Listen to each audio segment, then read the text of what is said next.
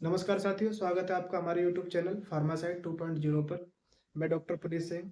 तो दोस्तों, आज एक बहुत ही अच्छी टॉपिक के ऊपर मैंने वीडियो बना रहा हूँ, जो कि सर्दियों के मौसम में ज़्यादातर लोगों को ये परेशानी होती है, या फिर अभी जब सर्दियाँ बढ़ेंगी तब हो सकती है। दोस्तों, जब सर्दियाँ शुरू होती हैं तो इसके कुछ समय बाद कुछ लोगों को उंगलियों में सूजन, दर्द रहना, जलन रहना और खुजली, जो मीठी खुजली होती है, ये शिकायत होती है। या फिर कुछ लोगों को जब ठंड ज़्यादा बढ़ जाती है, गलन वाली कड़ाके की ठंड रहती है, तब ये समस्याएं देखने को आती है। आप देखोगे कि उंगलियां बिल्कुल ठंडी पड़ जाती हैं और किसी किसी की नीली पड़ जाती हैं, लाल पड़ जाती हैं, और उसमें जो फिंगर टिप होते हैं वो सूज जाते हैं। उसमें मीठी खुजली चलती है, खासकर रात को सोते समय। जब आप गर्म प्रभावित हिस्से में गर्म क्षेत्र में जाते हो, जैसे कंबल, रजाई वगैरह या अंगीठी वगैरह के पास बैठते हो, तो उसमें बड़ी मीठी मीठी खुजली चलती है। तो साथियों, ये सभी समस्याएं जो होती हैं, ये पुअर ब्लड सर्कुलेशन की वजह से होती हैं। हमारे हर एक अंग को अच्छे से वर्क करने के लिए ब्लड सप्लाई की आवश्यकता होती है।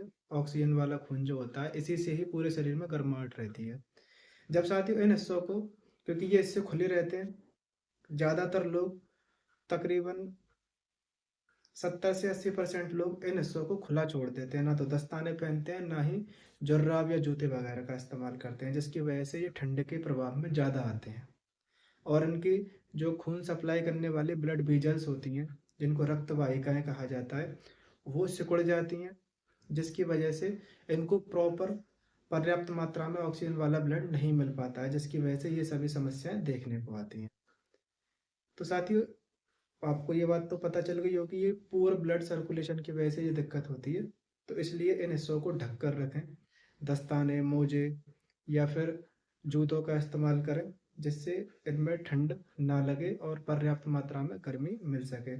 जब साथियों ये ठंडे हो जाते हैं, चिल्ड हो जाते हैं, जब आप इनको किसी गर्म हिस्से में लेके जाते हो, तो इसमें ब्लड की सप्लाई दोबारा से चालू हो जाती है, जिसकी वजह से जो नसें होती हैं उनमें थोड़ी सी सिकुड़न, टेंडरनेस हो जाती है, और जो खुजली वगैरह, बड़ी मीठी मीठी खुजली चलती है, ये सभी स्थितियां देखने को आती हैं।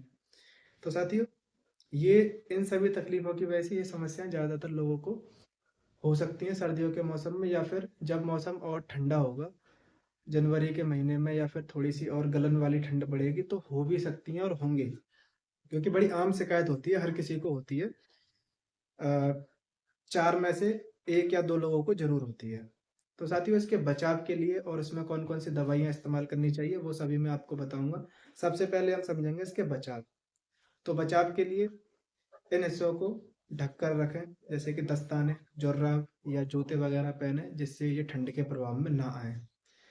और साथियों, अचानक से ठंडे स्थान पर ना जाएँ और अचानक से गर्म स्थान पर ना जाएँ। जब अंगीठी या हीटर वगैरह का आप इस्तेमाल कर रहे हो, तो जब उसके सामने आप बैठे रहते हो, तो अचानक से ठंडे स्थान पर नहीं जाना चाहिए। थोड़ी सी वार्म अप करने के बाद में उसमें उसको चलाने, हाथों को, उंगलियों को चलाने के बाद में, ताकि ब्लड सप्लाई जो है पर्याप्त मात्रा में मिल जाए, ब्लड सर्कुलेशन चालू हो जाए, तब जाना चाहिए। और साथियों, डेली एक्सरसाइज, व्यायाम करना चाहिए।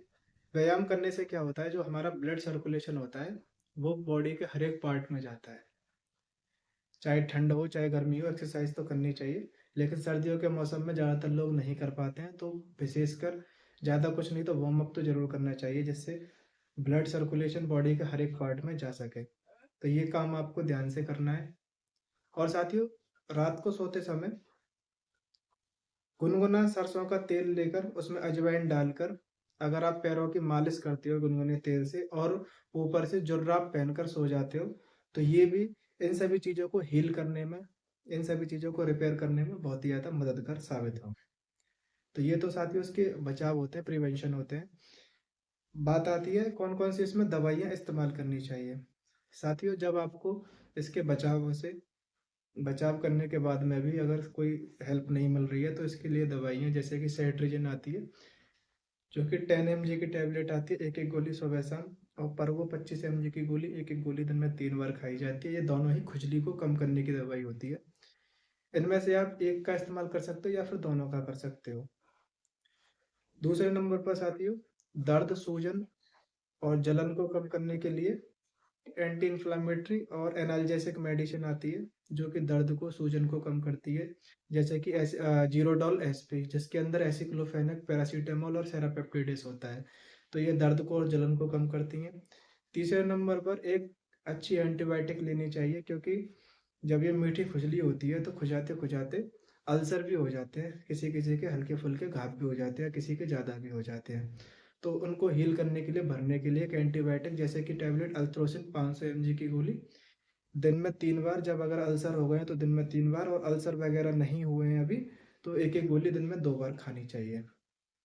और साथियों, अगर खुजली तेल लगाने के बावजूद भी कम नहीं हो रही है, जलन और दर्द वगैरह कम नहीं हो रहा है, तो इन दवाइयों के साथ में आप कैलेमाइन लोशन का इस्तेमाल कर सकते हो प्रभावित हिस्से पर। इसको रात को सोते समय और सुबह शाम लगाएं, जैसे कि जो खुजली और सूजन वगैरह होती है उसमें भी आराम मिलता है। तो ये सभी चीज़ें इसमें इस्तेमाल कराई जाती हैं। और ठंड से विशेष बचाव रखें, जुर्राब, दस्ताने और जूतों का इस्तेमाल करें, ताकि इन हिस्सों को पर्याप्त मात्रा में ब्लड सप्लाई मिल सके। उम्मीद करूंगा साथियों आपको मेरी वीडियो अच्छी लगी होगी, समझ में आई होगी। वीडियो अच्छी लगे तो आगे लोगों को शेयर जरूर करना, और मेरे इस चैनल को सब्सक्राइब जरूर करना।